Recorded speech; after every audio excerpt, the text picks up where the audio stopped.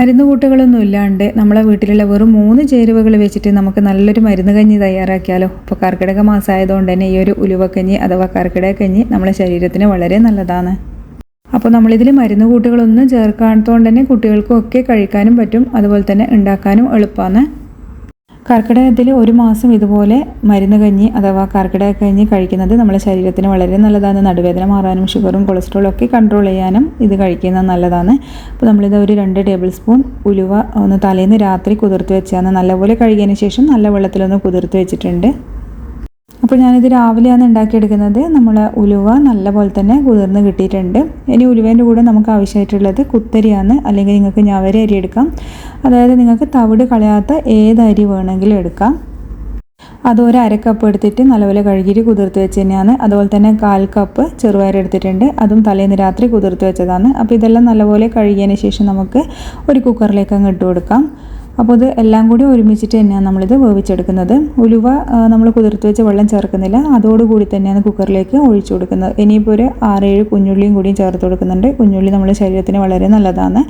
അപ്പോൾ ഇതിലേക്ക് ഇനി നമ്മൾ ചേർത്ത് കൊടുക്കുന്നത് ഉപ്പും കൂടിയാണ്. അതും കൂടി ചേർത്ത് മിക്സ് ചെയ്തതിന് ശേഷം ഇതൊരു 4 വിസിൽ വരുന്നത് വരെ ഒന്ന് വേവിച്ചെടുക്കാം. അത് വെന്ത് വരുന്ന സമയം കൊണ്ട് നമുക്കൊരു 1/4 കപ്പ് തേങ്ങയിലേക്ക് ഒരു നുള്ളു ജീരകവും ഒരിത്തിരി മഞ്ഞൾപ്പൊടിയും ചേർത്തിട്ട് ഒന്ന് അരച്ചെടുക്കാം. അപ്പോൾ നല്ല പേസ്റ്റ് പോലെ തന്നെ വേണം ഇത് അരച്ചെടുക്കാൻ. മഞ്ഞൾപ്പൊടി വേണമെങ്കിൽ ചേർത്താൽ മതി, ഒരു നല്ലൊരു കളർ കിട്ടാനും. മഞ്ഞൾപ്പൊടി നമ്മൾ ആരോഗ്യത്തിന് നല്ലതായതുകൊണ്ടാണ് ചേർക്കുന്നത്. അപ്പോൾ നമ്മൾ അരിയൊക്കെ ഇതാ നല്ലപോലെ വെന്ത് കിട്ടിയിട്ടുണ്ട്. ഇനി ഇതൊന്ന് കയ്യിൽ വെച്ച് നല്ലപോലെ ഒന്ന് ഉടച്ചെടുക്കാം. അപ്പോൾ പച്ചരി എടുക്കരുത്, പച്ചരി എടുത്തു കഴിഞ്ഞാൽ അതിൻ്റെ ഒരു ഗുണം പോകും. ഈ ഒരു അരി എടുക്കാൻ ശ്രദ്ധിക്കുക. അപ്പോൾ ഇത് നല്ലപോലെ മിക്സ് ചെയ്തതിന് ശേഷം നമുക്ക് നേരത്തെ അരച്ച് വെച്ചത് ഇതിലേക്ക് ചേർത്ത് കൊടുക്കാം. ഇനിയിപ്പോൾ തേങ്ങേൻ്റെ പാലായി കഴിഞ്ഞാലും എടുത്താൽ മതി. അപ്പോൾ നമ്മൾ കഞ്ഞി മഞ്ഞൾപ്പൊടി ചേർത്തിട്ടില്ലെങ്കിൽ നല്ലൊരു വെള്ള കളറിലായിരിക്കും കിട്ടുക. ഇനി നല്ലപോലെ മിക്സ് ചെയ്തതിന് ശേഷം ആവശ്യത്തിനുള്ള വെള്ളവും ചേർത്തിട്ട് നല്ലപോലെ ഇതൊന്ന് തിളപ്പിച്ചെടുക്കാം. അതുപോലെ ഈ ഒരു സമയത്ത് ഉപ്പ് വേണമെങ്കിൽ നോക്കിയിട്ട് ചേർത്ത് കൊടുക്കുക. അപ്പോൾ ചെറുപയറിൽ പ്രോട്ടീൻ ഉള്ളത് കൊണ്ട് തന്നെ വളരെ നല്ലതാണ്. നമ്മളെ മുടി കൈ കഴിഞ്ഞാലും അതുപോലെ അമിതവണ്ണമുള്ളവർക്കൊക്കെ വെയിറ്റ് കൺട്രോൾ ചെയ്യാനൊക്കെ വളരെ നല്ലതാണ്. അതുപോലെ തന്നെ ഉലുവ നിങ്ങൾക്കറിയാം നമ്മളെ മുടിക്കായി കഴിഞ്ഞാലും നടുവേദന മാറാനും എല്ലാത്തിനും വളരെ നല്ലതാണ്.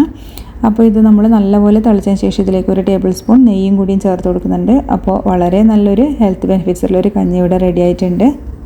അപ്പോൾ നെയ്ക്ക് പകരം നെയ്യിൽ കുറച്ച് കുഞ്ഞുള്ളി ഒന്ന് മൂപ്പിച്ചിട്ട് ചേർത്ത് കഴിഞ്ഞാലും നല്ല ടേസ്റ്റ് തന്നെയാണ് കേട്ടോ. അപ്പോൾ നിങ്ങൾക്ക് അങ്ങനെ വേണമെങ്കിലും ചെയ്തെടുക്കാം. അപ്പോൾ നമ്മളെ കഞ്ഞി ഇതാ ഇവിടെ റെഡി ആയിട്ടുണ്ട്. അപ്പോൾ ഇത് നിങ്ങൾക്ക് എല്ലാ ദിവസവും രാവിലെ ബ്രേക്ക്ഫാസ്റ്റിന് മുന്നേ വേണമെങ്കിൽ കഴിക്കാം, അല്ലെങ്കിൽ ബ്രേക്ക്ഫാസ്റ്റ് ആയിട്ട് തന്നെ ഇത് കഴിക്കാം.